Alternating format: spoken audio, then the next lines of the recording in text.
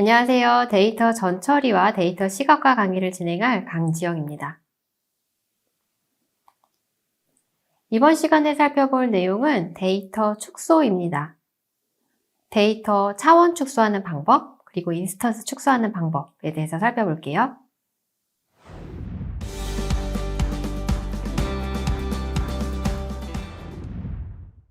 자, 데이터 축소. 아니, 빅데이터 시대에서 왜 갑자기 또 데이터를 줄여야 하느냐, 이런 궁금증 드시죠?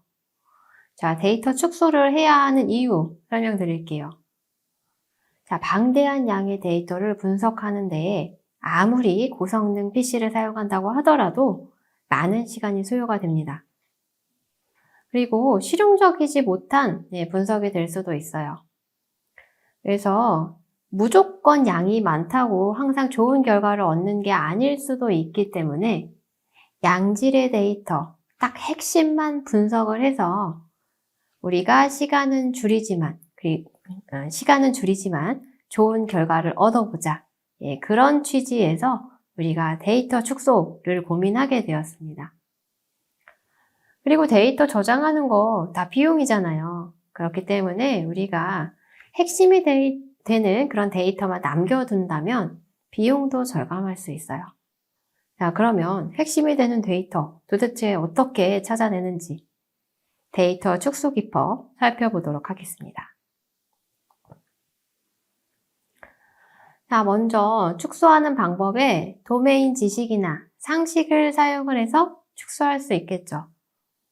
자, 이거는 사람이 일일이 어떤 알고리즘을 만들어주는 거예요. 이걸 분석하기 위해서는 이러이러한 값들이 중요해. 이게 굉장히 중요한 영향을 미쳐. 그때 해당 속성만 분석해서 사용을 하는 거죠. 속성에 하위 집합이 있을 경우에는 그런 하위 집합을 선택을 하거나 중복 속성이 있는 경우에는 중복 속성을 제거하면 우리가 데이터를 또 줄일 수가 있죠. 그리고 데이터 분석하는데 불필요한 피처들이 있어요. 그러면 그런 것들도 빼버리면 됩니다. 예를 들어서 내가 지금 학생의 성적이 어떻게 되는지 예측하는 그런 데이터 분석을 하고 있어요. 근데 여기에서 학번 데이터가 같이 포함이 되어 있다. 학번이 성적에 영향을 미칠까요? 물론 영향 미치지 않겠죠. 이렇게 그냥 하나하나의 속성을 보면서 이거는 결과값에 영향을 미치지 않을 거야. 그런 속성들을 걸러내는 작업을 해줍니다. 이게 바로 도메인 지식, 상식 기반의 차원 축소 방법이에요.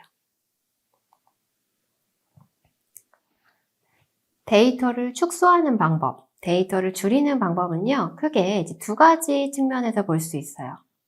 먼저 컬럼을 줄이는 것을 차원 축소라고 합니다. 그리고 데이터의 양, 인스턴스를 줄이는 것을 인스턴스 축소라고 해요.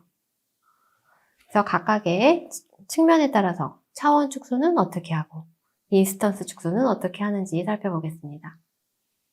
먼저 살펴볼 내용은 속성을 줄이는 차원 축소에 대해서 알아볼게요. 자, 차원 축소라고 하는 것은 우리가 분석해야 할 컬럼이 수백 가지, 수천 가지이다. 이때 우리가 영향을 주는 피처들만 사용을 하겠다. 그게 바로 차원 축소입니다. 앞에서 말씀드린 것처럼 관련성이 적거나 혹은 중복되는 속성이 있으면 그것을 삭제해주면 돼요. 그래서 원래는 원본 데이터가 지금 A1부터 A126까지 구성이 되어 있어요. 이것을 이제 줄여서 3개의 컬럼만 남겼습니다. 그런데 여기서 눈여겨볼 것은요. A, 1, 2, 3, 그러니까 즉 126개 중에 3개를 사용하는 것이 아니라 새로운 속성으로 바뀌었습니다. B라고 하는 B1, 2, 3라고 하는 새로운 속성이 나왔어요. 이렇게 우리가 차원을 축소하는 것은요. 단순히 속성의 개수를 줄이는 것도 있지만 그리고 속성 중에서 내가 분석에 사용할 속성만 뽑아내는 작업일 수도 있지만요. 전혀 새로운 다른 속성을 뽑아내서 사용하는 방법일 수도 있습니다. 자, 그럼 이런 차원 축소 왜 필요할까요? 앞에서 말씀드린 것처럼 우리가 대량의 데이터를 다 분석하기 위해서는 굉장히 많은 메모리 공간도 필요하고요. 컴퓨터 연산량도 필요합니다. 즉 학습에 소요하는데, 데이터 분석을 하는데 많은 시간이 소요가 될 거예요. 그런 리소스적인 측면에서도 낭비가 있을 수 있지만 문제는 결과가 그렇게 좋은 결과가 나오지 않을 수도 있다. 이게 더 심각한 문제인 거죠. 그런 것을 우리가 차원의 저주라고 합니다. 이 차원의 저주라고 하는 것은요, 제가 지어낸 표현은 아니고요. 이러한 현상을 차원의 저주라고 해요. 즉 기존에 내가 데이터를 모아놨어요. 모아놨는데 이게 이렇게 생겼다고 가정해 볼게요. 100개의 인스턴스가 있고 10개의 속성이 있는 그런 데이터셋을 모아놨습니다. 근데 뭔가를 분석하려다 보니까 추가적으로 컬럼을 좀 확장할 수 있게 됐어요. 그래서 막 늘려가지고 전체를 한 900개까지 늘렸다고 가정을 해볼까요? 내가 분석할 데이터를 다차원으로 다양한 요소들을 확인하기 위해서 컬럼은 확장했지만 피처들은 많이 모았지만 실제 데이터의 개수는 그대로 100개예요. 인스턴스의 개수는 100개예요. 즉 동일한 양에 대해서 차원만 증가한다고 성능이 좋아지는 게 아니라 오히려 데이터가 부족하기 때문에 오버피팅이 발생할 가능성이 커지고 그러므로 인해서 데이터 분석의 성능이 떨어지는 현상을 우리가 차원의 저주다라고 해요. 자, 그러면 차원의 저주를 해결하는 방법 뭐가 있을까요? 가장 간단한 건 데이터의 양을 늘려준다예요. 근데 뭐 데이터의 양을 갑자기 늘리는 게 어디 쉽나요? 쉽지가 않으니까 이런 문제가 발생했겠죠. 그래서 차원의 저주를 해결하는 가장 간단한 근본적인 방법은 데이터의 양을 늘려주면 됩니다. 그러니까 컬럼의 속성의 수가 늘어났다면 그만큼 양을 늘려주면 차원의 저주는 깰 수 있고요. 아니면 차원을 이렇게 많이 사용하는 것이 아니라 꼭 필요한, 분석에 필요한 차원만 사용하는 게 차원의 저주를 해결하는 방법이 되겠습니다. 자, 이 차원의 저주를 설명하기 위해서 그래프를 통해서 살펴볼게요. 자, 이렇게 차원이 있는데 차원이 증가하면 증가할수록 필요한 데이터의 양은 기하급수적으로 증가하고요. 그리고 차원이 증가하면 증가할수록 어느 순간에는 모델의 성능이 증가하다가 갑자기 급격하게 하락하는 그런 현상이 발생합니다. 차원이 증가할수록 나타나는 특징, 기하급수적으로, 아까 기하급수적으로 바뀌었죠, 성능이. 그리고 점점 더 이제 스파스한 구조를 가지게 된다. 동일 개수의 데이터의 밀도가 희박해진다. 이런 특징이 있고요. 그리고 차원이 높아진다. 그죠? 이제 컬럼 각각이 다 피처가 다 차원을 나타내기 때문에 차원이 증가한다.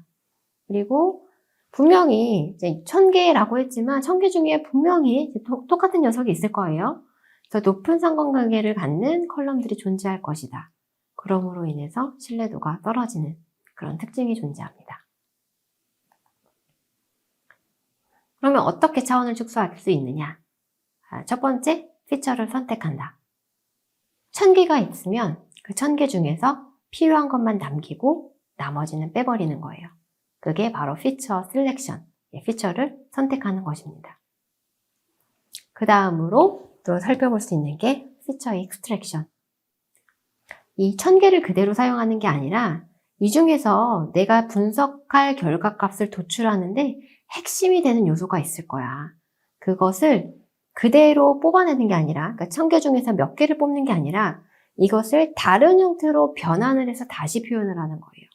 그것을 피처 추출이라고 하고, 일반적으로 우리가 데이터 분석하는데 차원을 축소한다 라고 하면은 요 피처 익스트랙션을 의미합니다. 즉 기존의 원본 데이터로 표현할 수 없는 새로운 요소를, 잠재적인 요소를 표현할 수 있도록 다른 차원으로 매핑하는 과정을 feature extraction, 피처 추출이라고 합니다. 자, 차원 축소의 목표 다시 한번 정리를 해보면요. 우리가 모든 속성 1000개를 사용해서 얻은 데이터 분석 결과가 요약한 일부 데이터만 사용을 했지만 차원을 축소해서 사용한 그 피처만 사용을 했지만 결과값이 거의 비슷하더라. 이게 바로 차원 축소의 목표예요. 그러면 차원 축소는 보통 어디서 많이 사용을 하느냐? 고차원 데이터에서 많이 사용을 하겠죠. 대표적인 고차원 데이터, 이미지와 텍스트입니다. 이미지 데이터는요, 이제 각각의 픽셀이 다 차원을 나타냅니다. 그래서 그 차원이 굉장히 높은 데이터 중에 하나예요. 그래서 그것을 모두 다 데이터 분석에 사용하는 것이 아니라 그것을 축소해서 거기에서 의미가 있는 그러니까 새로운 잠재 공간으로 매핑을 시킨 다음에 거기서 나온 잠재 벡터를 사용을 해서 분석을 하는 것이 일반적입니다. 그래서 이미지 데이터 분석할 때도 차원 축소 사용하고요. 텍스트 분석할 때도 많이 사용해요. 근데 그때 사용하는 차원 축소 알고리즘이 PCA나 LDA, 텍스트의 경우에는 SVD나 NMF 같은 기법을 많이 사용하는데 여기에서는 오늘은 이 이미지 데이터에서 자주 사용하는 PCA라고 하는 기법에 대해서 설명을 드릴게요. PCA라고 하는 것은 우리말로 하면은 주성분 분석입니다. 프린시플, 주요한 컴포넌트, 성분만 분석한다라는 거예요. 지금은 여기 우리가 인지할 수 있는 차원이 그렇게 많지 않기 때문에 2차원의 데이터를 1차원으로 변형한 그런 PCA 사례를 한번 표현을 해봤습니다. X1과 X2 두 개의 차원을 가지는 데이터에 대해서 한 개의 차원으로 바꾸어서 표현을 해보고 싶어요. 근데 이 X1과 X2가 상호 상관관계가 있어요. 상관관계가 있어서 뭐 그렇겠죠. 당연히 센티미터와 인치니까. 이 두 개의 값을 그대로 사용하는 것이 아니라 2차원 공간에 있는 값을 여기 있는 제가 지금 표시한 이 선에 맞추어서 다시 값을 변환하는 겁니다. 이런 형태로요. 그래서 각각의 간격은 유지를 하면서 차원을 변환해서 다른 벡터로 표현하는 기법이 바로 PCA입니다. 자, PCA를 하기 위해서는 도대체 우리가 몇 개의 차원으로 줄이는 게 좋은 것인가를 사전에 파악하는 것이 필요해요. 그때 우리가 도움을 받을 수 있는 게 이 스크리플랫이라고 하는 플랫입니다. 지금은 여기서는 이제 4개의 피처에 대해서 이 4개의 피처를 다 사용하는 것이 아니라 몇 개로 줄였을 때 가장 효율적인 결과를 얻을 수 있는지를 확인을 할 수 있는 거예요. 지금 여기 주성분수 -1이라고 되어 있습니다. 원래 4개의 피처가 있었어요. 4개를 다 사용했을 때, 여기 3이 되겠죠. 4개를 다 사용했을 때에는 설명이 불가능한 정도. 즉, 4개를 썼을 때는 그대로 원본 데이터와 동일할 때니까 100% 설명을 할 수 있어요. 설명 불가능한 정도는 0입니다. 근데 4개를 사용하지 않고 3개를 사용했어요. 일부 정보가 유실되겠죠. 하지만 이만큼 거의 0에 가까운 정도 설명이 불가능하다고 합니다. 3개를 사용하지 않고 2개를 사용했어요. 4개에서 2개로 줄였긴 하지만 설명 불가능한 정도가 굉장히 미미합니다. 그리고 4개가 아니라 1개를 사용했어요. 그랬더니 이제 90% 이상은 설명이 불가능하다라고 나왔어요. 자, 그러면 여러분들은 4개를 모두 다 사용해서 분석을 하시겠습니까? 아니면 몇 개의 주성분만 도출하셔서 분석을 하시겠습니까? 이 중에서는 2개를 선택하는 게 가장 좋겠죠. 그래서 우리가 이 차원 축소를 할 때는요, 각각의 그 주성분 수를 구한 다음에 이 주성분 수가 원본 데이터 대비 얼마만큼 설명력을 가지는지 플러팅을 해봐요. 그러면 대부분 이런 형태로 팔꿈치 모양처럼 표현이 될 겁니다. 그러면 이 팔꿈치에 해당하는 이 부분을 엘보 포인트라고 하는데 여기에 있는 값을 선택을 하셔서 주성분만큼 줄여가지고 차원을 축소해서 분석을 하시면 실제로 분석해야 할 피처의 수는 줄어들지만 굉장히 설명력이 높은 모델을 만드실 수가 있어요. 자, 그러면 내가 가지고 있는 속성에서 얼마만큼 차원을 줄여야 하는지는 확인을 했어요. 그러면 어떻게 줄일 수 있는지 그 과정을 살펴보도록 하겠습니다. 자, 여기에서 지금 보시는 사례는요, PCA 변환한 결과값이에요. 지금 제가 이렇게 경계선을 그렸는데요. 이 경계선의 좌측에 있는 부분이 실제 원본 데이터고요. 이 우측에 있는 것은 이제 변환한 결과값이에요. 원래 원본 데이터에는 이제 4개의 속성과 1개의 우리가 예측하고자 하는 그 값이 들어 있었어요. 근데 이제 4개의 속성을 다 사용하는 것이 아니라 이것을 이제 2개의 새로운 피처로 주성분으로 추출을 한 겁니다. 그래서 각각의 주성분 요소 1번과 2번. 즉 원본 데이터와는 전혀 다른 형태를 띠고 있어요. 하지만 요거 2개의 값을 조합을 해서 이 4개와 동일한 효과를 낼 수 있다라는 겁니다. 자, 그러면 이 PCA라고 하는 값, 앞에서 봤던 주성분 값을 도출하기 위해서 어떤 연산을 수행하는지 보겠습니다. 자, 이 PCA를 알기 위해서는 공분산이라고 하는 개념을 알아야 하는데 공분산을 살펴보기 전에 우리한테 좀 더 친숙한 개념인 분산을 먼저 볼게요.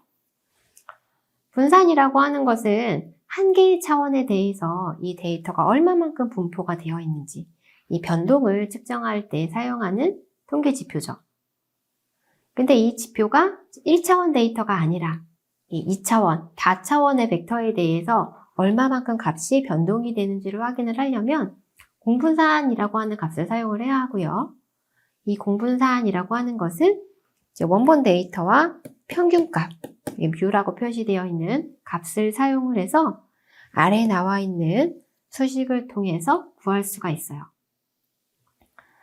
자, 만약에 지금 여기 2차원 데이터죠. X와 Y 2차원 데이터인데 만약에 3차원 이상의 데이터에 대한 변동을 보고 싶다. 그럴 때에는 2개씩 공분산을 구해서 XYG라면 XY, YG, 그리고 GX 이렇게 3개의 공분산을 구해서 다 곱해주면 우리가 이 다차원 데이터에 대한 공분산도 확인을 할 수가 있습니다. 예, 공분산이라고 하는 것은 평균을 기반으로 이 값이 얼마만큼 떨어져 있는지 확인할 수 있는 값이고요. 이 PCA 결과값을 얻기 위해서 중요한 개념이 바로 고유값과 고유 벡터입니다. 아이겐밸류, 아이겐벡터라고 하고요. 우리는 행렬 A를 차원을 축소시키려고 해요. 지금 여기서는 이제 2차원, 2x2 행렬 A를 1차원으로 바꾸고 싶습니다. 예, 그때 이 1차원으로 바꾸기 위해서 이 행렬 A와 이 1차원 벡터를 곱한 값이 이 고유값과 고유 벡터를 곱한 이런 결과값이 되는 이 값과 벡터를 찾아내고 싶어요. 예, 그 과정을 한번 살펴볼게요. 예, 여기 PCA 결과값을 도출하기 위한 하나의 사례입니다. 예, 좀 내용이 길지만 수식만 보시면 그렇게 어렵지 않은 내용이에요. 자, 우리가 지금 A라고 하는 행렬, A가 아까 봤던 2x2 매트릭스라고 한번 가정을 해볼게요. 지금 n×n 매트릭스라고 가정이 되어 있습니다. 예, 요거를요, X로 줄이고 싶어요. 근데 이런 관계를 만족하도록, 앞에서 나왔죠. A와 X를 곱했고, 그리고 람다와 X를 곱한, 예, 이런 형태로 변환을 하고 싶습니다. 자, 여기에서 람다를 우리가 아까 뭐라 그랬죠?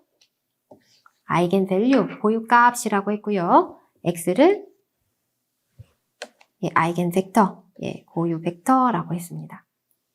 이것을 이제 구하는 방법이에요.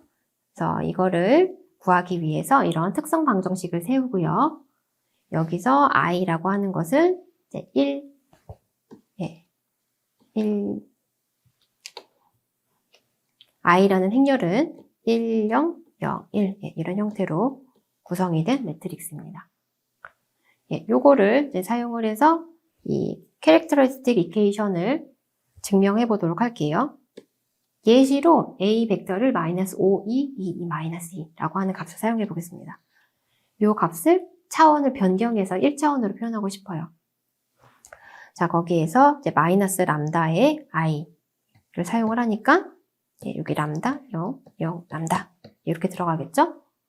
그래도 요 계산을 하면 -5, 마이너스 람다, -2, 마이너스 람다만 남고 0이 곱해지기 때문에 나머지는 사라지고 요것을 이제 계산을 하게 되면 2차 방정식이 나오고 요 2차 방정식의 해를 구하게 되면 우리가 원하는 아이겐밸류 값을 구할 수 있게 돼요.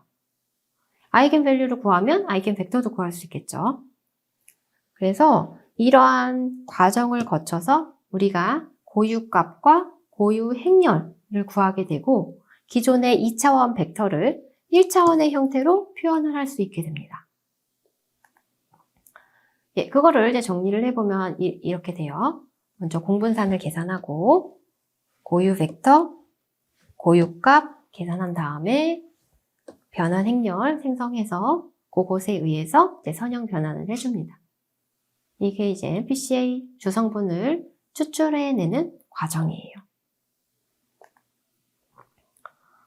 자, 그러면 이런 PCA를 어디에 적용할 수 있는가? 내가 분석해야 할 변수가 굉장히 많은 그런 도메인에서 활용을 할 수 있죠. 예를 들어서 내가 주가 예측을 하고 싶어요. 근데 주가 예측에 영향을 주는 요소들이 재무 비율, 주택 변수, GDP, 고용지수 등등등 굉장히 많은 요소들이 있습니다. 이거를 그냥 사용하는 것이 아니라 PCA 변환에서 주요한 주성분을 몇 개, 여기서 3개만 도출했네요. 3개만 도출한 다음에 그것만 가지고 머신러닝을 돌리면 주가를 예측할 수 있는 모델을 만들 수가 있어요. 여기에 있는 수십 개의 변수를 사용하지 않고 3개의 변수만 사용하더라도 어느 정도 이 변수의 설명력을 서포트할 수 있는 그런 주가 예측 모델을 만들 수 있다라는 겁니다. 앞에서 이미지에서 PCA 많이 쓴다고 했어요. 자, 이런 원본 이미지가 있는데 이 데이터를 그대로 저장하는 것이 아니라 압축하고 싶어요. 그때 이제 PCA를 사용합니다. 여기 보면은 이제 그 주성분에 대한 결과값이 있어요. 각각의 이제 주성분의 개수에 따라서 얼마만큼 설명을 할 수 있는지. 먼저 주성분 1개만 사용을 했더니 뭐 잘 표현이 되지 않죠. 주성분의 개수를 5개, 9개, 13개, 29개.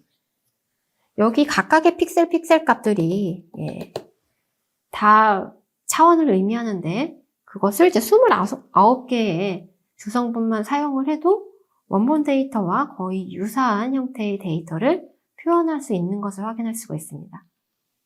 이렇게 이미지 압축에서도 PCA를 사용할 수가 있어요.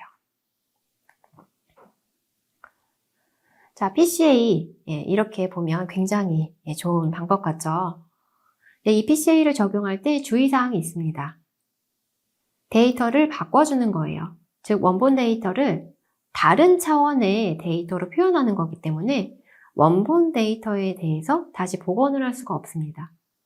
즉 원본 데이터에 대한 해석이 어렵기 때문에 만약에 원본 데이터에 대해서 해석도 해야 한다라고 한다면 이 주성분 분석을 사용하는 것에 대해서는 한번 고민을 해보셔야 돼요.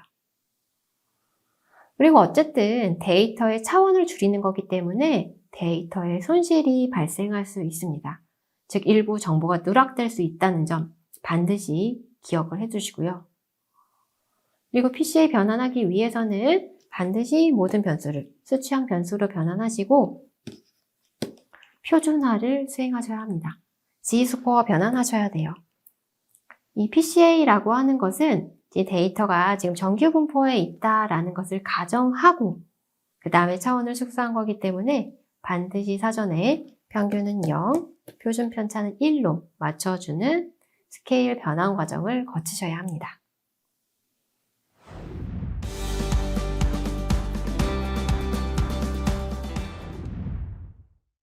자, 이번에는 차원 축소가 아닌 인스턴스 축소 살펴볼게요. 인스턴스 축소는 사실 차원 축소에 비해서 굉장히 간단해요. 그래서 빠르게 한번 살펴볼게요.